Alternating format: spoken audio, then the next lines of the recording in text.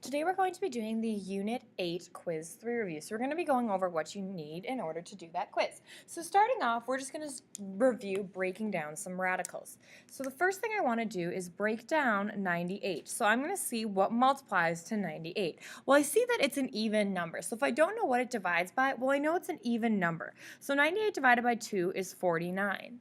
So now I have 2 and 49. And then I can take 49 and I can break it down to 7 and 7. So here I notice that I have a pair of 7s. So when I write it underneath the radical, I have 2 times 7 times 7. So this pair of 7s is going to come out of the radical. And when it comes out of the radical, it's going to come out as 1. So then we have 2.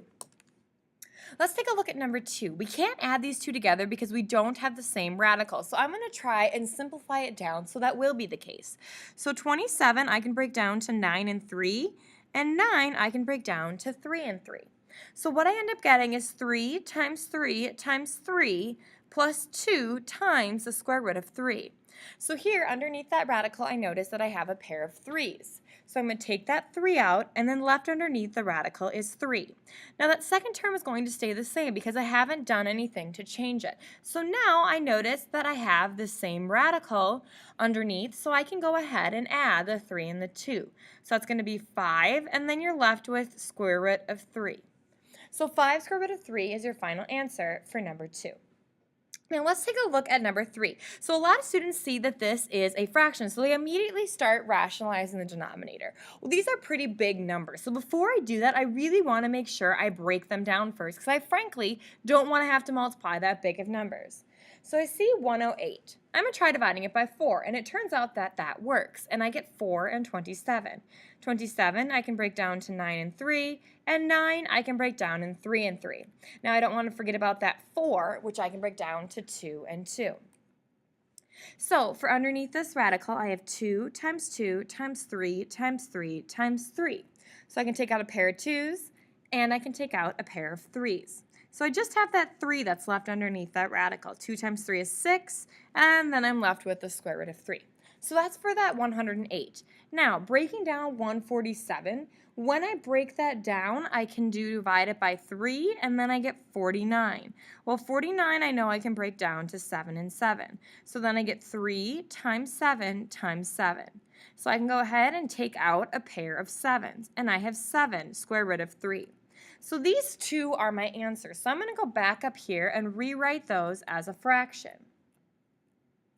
Now, because I did that simplifying, I noticed that my square root of 3's cancel out, which means I don't even have to rationalize the denominator. My answer is simply going to be 6 divided by 7, or 6 over 7. Now let's take a look at breaking down number 4. I want to start by breaking down just the numbers. So I'm going to try and break down 45. Well, 45 I can break down to 9 and 5, and then 9 I can break down to 3 and 3. So I'm going to go ahead and write out one big radical. So I get 3 times 5, and then I have 1, 2, 3, 4 x's, and 1, 2, 3 y's. So I'm going to take out a pair of 3's, 2 pairs of x's, and 1 pair of y's. So when I take out my pair of 3's, it's just going to become 3 when I take out the pairs. Since I have 2 x's, that's going to become x squared, and then I have 1 y. Well, left underneath that radical, I have 5y. So this right here is my final answer, 3x squared y times the square root of 5y. Next, let's go ahead and take a look at number 5. Now, when you're multiplying radicals, you multiply outside to outside and inside to inside. So what's 4 times 3? Well, that's going to be 12. Then I'm going to multiply 5 times 10, and that's going to be 50. So then I'm going to break down that 50 to 25 and 2, and then 5 and 5. So I have 12 times the square root of 2 times 5 times 5. So I can take out a pair of 5's. Now when I take out that pair of 5's, I need to make sure I multiply it by what's originally on the outside. So I do need to do 12 times 5, and left underneath the radical is 2. 12 times 5 is 60, and then underneath the radical, again, is 2. Now let's take a look at number 6. So we are going to go through and distribute this, but remember, you can only multiply outside to outside and inside to inside. So when I take the square root of 3 times 5, I'm going to have 5 and then the square root of 3. I cannot multiply those two numbers together because one's inside the radical and one's outside the radical. And then I'm going to have 3 times 12, and that's going to be 36. So I need to break these down. I'm not done until I'm completely done breaking things down. So then I have 5 square root of 3 plus I have a pair of 2's and I have a pair of 3's. So I have 5 square root of 3 plus 2 times 3, which is 6. So that right here is your final answer for number 6. And I'll just say for the quizzes, guys, I don't really care what order you put it in. Do what's comfortable for you. So let's take a look at 7 and at 8. You are going to have to actually simplify the radical on these, okay? So I'm going to do this one, and I'm going to split it into 2 separate radicals. So I have square root of 7 divided by square root of 11.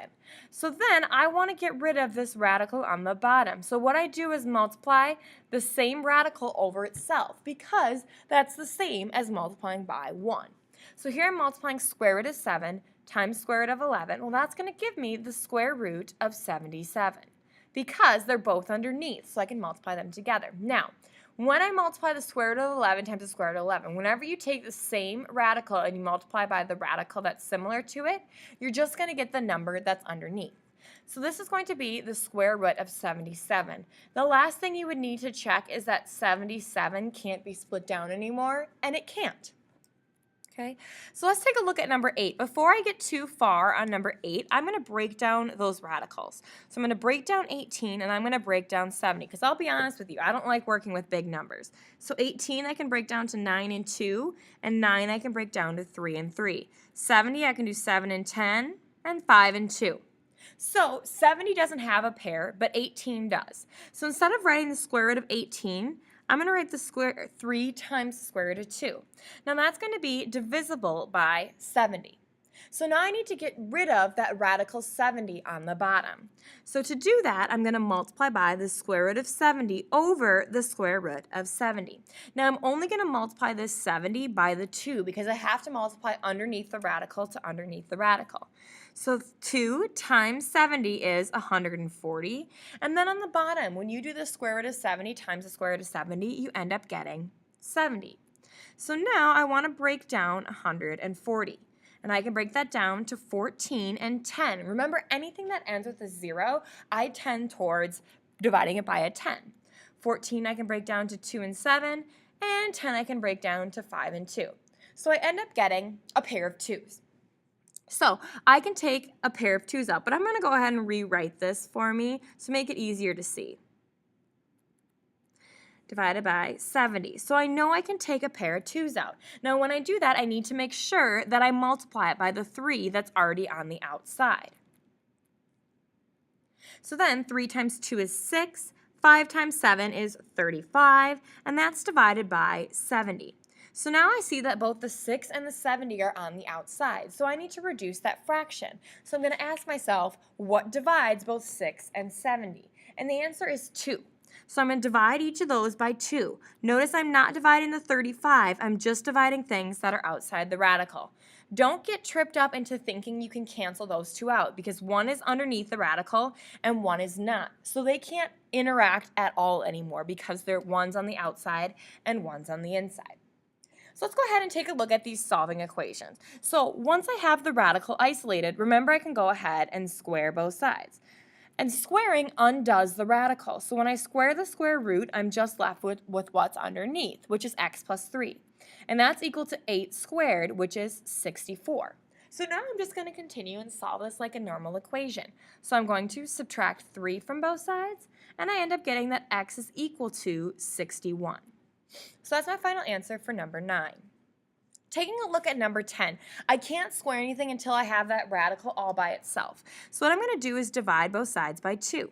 Now, when I do that, I end up getting just the square root of x minus 2 over here, and 6 divided by 2 is 3. So now, since that radical is completely by itself, I can go ahead and square both sides. So when I square the square root, I end up getting x minus 2. And that's equal to 3 squared, which is 9. So I'm going to go ahead and add 2 to both sides, and I end up getting that x is equal to 11. So that's my final answer for number 10. Now, let's take a look at number 11. Again, I need to make sure that that radical is completely by itself before I do any crazy solving or squaring. So I'm going to go ahead. Notice that this 1 is outside the radical. The square root sign doesn't extend all the way to the 1, so that means it's on the outside. So then I have the square root of 3x is equal to 8 plus 1, which is 9. So now to undo the square root, I'm going to go ahead and square both sides. So the square root of 3x squared is just going to be 3x, and then 9 squared is 81. So now I'm just going to solve it like a normal equation. Since that 3 is being multiplied by the x, I'm going to go ahead and divide it by 3. Well, 81 divided by 3 is 27. So x is equal to 27 is your final answer for number 11. Let's take a look at number 12. This plus 1 is still underneath the radical. This 3 is not, so I can't add the 1 and the 3 because one's inside the radical and the other's not. So in order to isolate the radical, I need to get that minus 3 over to the other side. So then I have the square root of x plus 1 is equal to 10 minus 3, which is 7. So now since the radical is all by itself, I can go ahead and square both sides. Well, when you square a square root, you just get, what's left underneath. And 7 squared is 49. So now I'm going to go ahead and subtract 1 from both sides, and I end up getting that x is equal to 48. So that's your final answer for number 12. Last but not least, let's take a look at some of these review problems. Both of these use the box method. So let's go ahead and let's set up the box method. So remember, you're going to make a square that's 2 by 2, and I'm going to put one of the binomials on top, and I'm going to put the other one across the bottom. And it doesn't matter which one you put where. So x to the first times x to the first. Now remember, here you're adding exponents. It's not 2x. X to the first times x to the first is x squared. X times 4 is going to give me 4x. 5 times x is going to give me 5x. 5 times 4 is going to give me 20. So now I'm going to go ahead and write out each of these terms.